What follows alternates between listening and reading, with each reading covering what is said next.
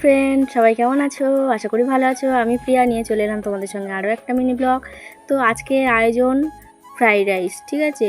তো আজকে fried rice বানানোর জন্য এখানে নিয়ে নিয়েছি সরু চাল, ঠিক আছে। সেই চালটাকে নিয়ে ভাত করে নিয়েছি। অনেকেই ভাবতে পারো যে সরু চাল নিয়ে, হ্যাঁ সরু চাল নিয়েই করেছিলাম, কারণ সবসময় তো একই রকম ওই চাল দিয়ে করা হয়, তাই ভাবলাম যে এই চাল দিয়ে ভাত করি। আর ভাত করার সময় আমি সেই জলের মধ্যে একটু গোলাপ জল, একটু কেওড়া জল দিয়ে দিয়েছিলাম।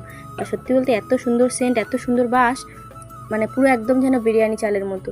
যাই হোক, ভাতটা কমপ্লিট করে রেখে এদিকে আমি সবজিগুলো ভেজে নিচ্ছি। আর সবজির মধ্যে এখানে নিয়ে নিয়েছিলাম বরবটি আর গাজর আর ক্যাপসিকাম, ঠিক আছে। তো বরবটিটা এখানে হালকা করে ভেজে নেওয়ার পর আমি ওর মধ্যে ওটা একটু সাইড করে দিয়ে ওর মধ্যে দিয়ে দেবো গাজর। গাজরটা দিয়ে এটাও বেশ ভালো করে ভেজে নেবো। আর হ্যাঁ, তোমরা ফ্রাইড রাইস খেতে কে কে ভালোবাসো অবশ্যই কমেন্টে জানাবে, ঠিক আছে। আর ফ্রাইড রাইস কে কে বানাতে পারো সেটাও জানাবে। আর যদি না বানাতে পারো তো আমার এই ভিডিও দেখে তাড়াতাড়ি বানিয়ে নাও। আর সত্যি বলতে ফ্রাইড রাইসটা খেতে খুব সুন্দর হয়েছিল।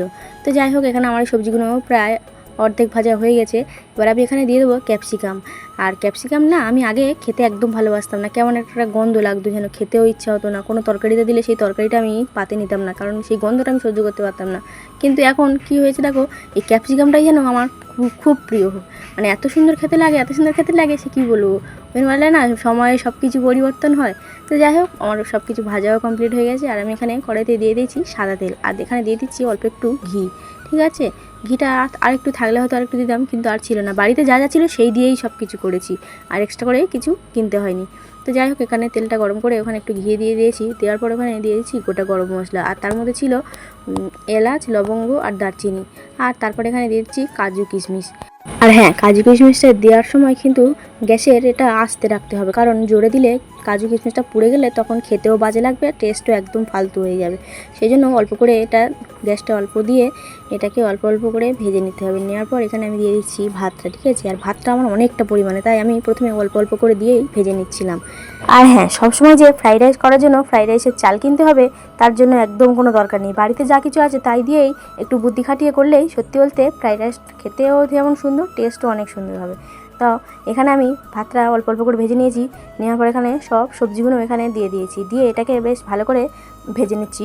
আর সব জায়গায় ভালো করে এগুলো মানে মাখিয়ে নিচ্ছি সবজির সঙ্গে ভাতটাকে। আর হ্যাঁ, এটা ভাজার সময় গ্যাসটা কিন্তু একদম আস্তে করে রাখতে হবে, কারণ ভাতটা পুড়ে যেতে পারে। সেই জন্য আমি এখানে গ্যাসটা আস্তে করে দিয়ে ভাতগুলো ভালো করে ভেজে নিচ্ছিলাম। তারপরে এখানে দিয়ে দিয়েছিলাম গোলমরিচের গুঁড়ো, ঠিক আছে। আর এটাও আমার রেডি হয়ে গেছে। আর ফ্রাইড রাইসের সঙ্গে আমি এখানে করেছিলাম চিকেন কষা। আর চিকেন কষাতে অল্প একটু আলু দিয়েছিলাম, কারণ বাঙালি আলু ছাড়া তো কিছুই জানে না, সবটাতে আলু দরকার।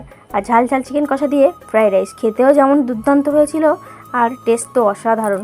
আর দেখো, আমরা পরে খাবো, কারণ আমরা অনেক রাত্রে খাই, কিন্তু আমার মেয়ে অনেক সকাল সকাল খায়, কারণ ও ঘুমিয়ে পড়বে, বাচ্চা মানুষ, ওই জন্য ওকে আগে খাইয়ে দিচ্ছিলাম, ঠিক আছে। আর ওর জন্য বেড়ে নিয়েছি। আর দেখো কত সুন্দর দেখতে হয়েছে, যেমন সুন্দর দেখতে হয়েছে তেমন খেতেও দুর্দান্ত হয়েছিল। আর দেখো, ওর জন্য মাংসও নিয়ে নিয়েছি আর আলুও নিয়ে নিয়েছি, কারণ বাচ্চা মানুষ ঝাল খেতে পারে না, তাই জন্য ঝোলের জন্য নিই। আর যাই হোক, এখানে আমার ফ্রাইড রাইসও রেডি, চিকেন কষাও রেডি। তো মেয়ের জন্য বেড়েও নিয়েছি ওকে খাওয়ানোর জন্য, ঠিক আছে। তো এদিকে আমি সব রেডি করে নিয়েছি। তারপর দেখো মেয়েকে খাওয়াচ্ছিলাম ভাত মেখে।